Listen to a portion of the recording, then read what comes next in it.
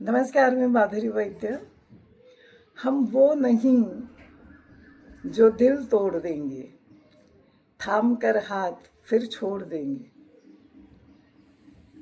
हा शेर कोणी लिहिलाय माहिती नाही, पण एकनाथ शिंदे यांच्या भाषणात या ओळी होत्या. निमित्त होतं देवेंद्र फडणवीस यांच्या भारतीय संविधानाची अमृत महोत्सवी वाटचाल या पुस्तकाचा प्रकाशन सोहळा.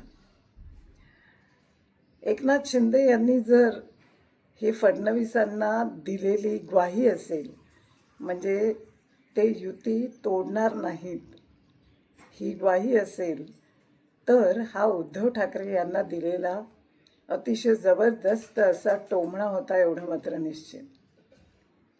आठवते ना, 2019च्या निवडणुकांमध्ये BJP आणि शिवसेना युतीमध्ये निवडणूक लढली आणि निवडणुकीचा निकाल लागल्यावर मात्र उद्धव ठाकरे हे युती तोडून निघून गेली आणि त्यांचा आणि फडणवीसांचा दुरावा इतका वाढला की उद्धव ठाकरेंनी फडणवीसांचा फोन घ्यायला सुद्धा नकार दिला. म्हणजे त्यांना फडणवीसांशी बोलायचं सुद्धा नव्हतं.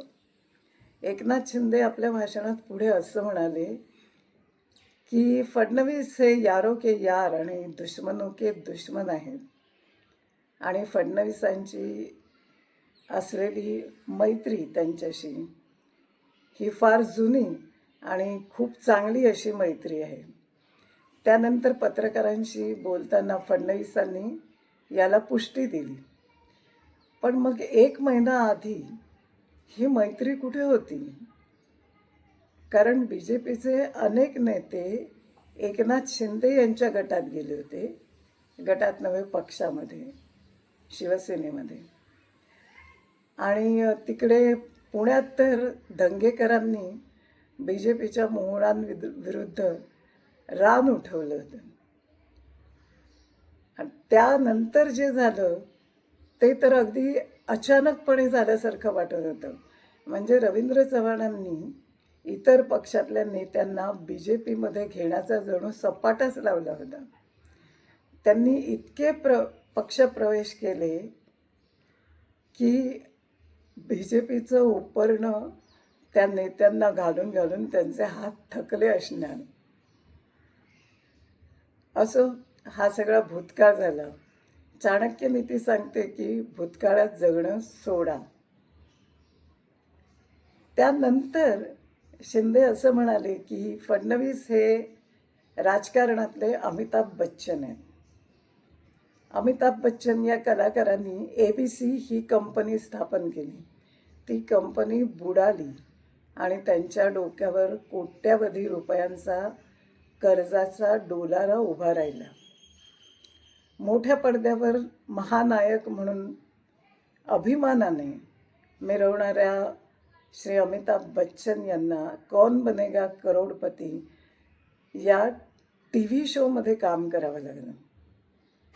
पण तिथेही त्यांनी आपली छाप सोडली. तो शो प्रचंड यशस्वी झाला.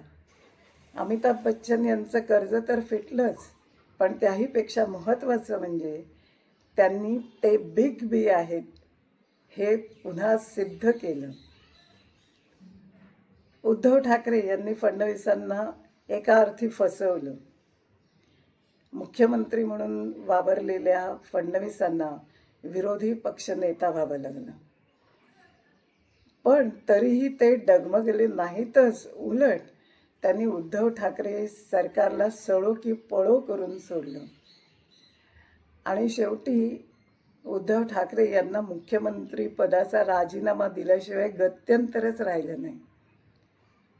थोड्या काळानंतर फडणवीस पुन्हा मुख्यमंत्री झाले आणि मग त्यांच्या नेतृत्वामध्ये एकनाथ शिंदे आणि अजित पवार यांच्या बरोबरीने त्यांनी महाराष्ट्रामध्ये विकासाच्या कामाचा धडाकाच सुरू केला. 5 डिसेंबरला आपण पाहिलं की शेतकऱ्यांसाठी केलेल्या एका योजनेचं गिनीज बुक ऑफ वर्ल्ड रेकॉर्डने कौतुक केलं, त्याची दखल घेतली. फक्त शेतकऱ्यांसाठीच नव्हे तर इतरही अनेक कामं वर्षभराच्या कालावधीमध्ये या सरकारने केली. शिंदे म्हणतात त्याप्रमाणे जर त्यांनी युती तोडली नाही आणि अजितदादाही बरोबर राहिले तर ही महायुती म्हणजेच फडणवीसांचं नेतृत्व आणि अजित पवार आणि एकनाथ शिंदे यांचं उपमुख्यमंत्रीपद या तिघांनी मिळून केलेली कामगिरी जी आहे ती पुढेही चालू राहील. आणि म्हणूनच इन्फ्रास्ट्रक्चर असो, शेतकऱ्यांच्या योजना असोत, विद्यार्थ्यांसाठीच्या योजना असोत, नुकतंच हिवाळी अधिवेशनामध्ये 51 विद्यार्थ्यांना म्हणजे ज्यांनी वैज्ञानिक क्षेत्रामध्ये उत्तम कामगिरी केली असेल, प्रकल्प किंवा स्पर्धा यामध्ये, त्यांना नासा आणि इस्रो येथे भेट देण्याची संधी मिळणार आहे. त्याचप्रमाणे इकॉनॉमिक डेव्हलपमेंट, फायनान्शियल डेव्हलपमेंट ही अतिशय वेगाने सुरूच राहील जर ही महायुती कायम राहिली तर.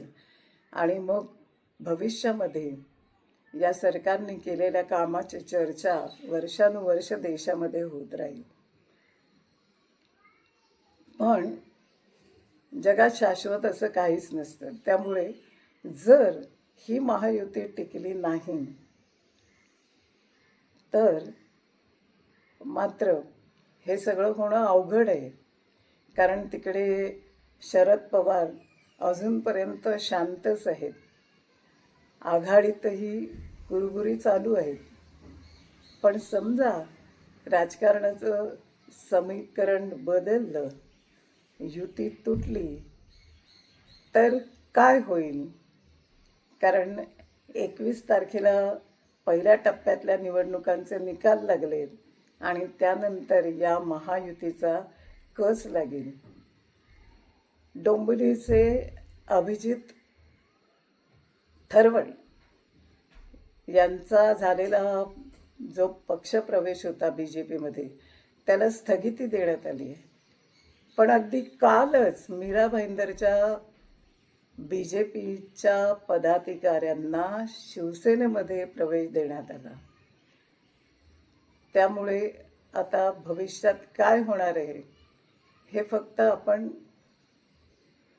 पाहू शकतो. त्याचा अंदाज घेणं हे फार कठीण आहे. आज इथेच थांबूया. पुन्हा भेटूया. व्हिडिओ आवडला तर लाईक करा, शेअर करा, सबस्क्राईब करायला विसरू नका. धन्यवाद.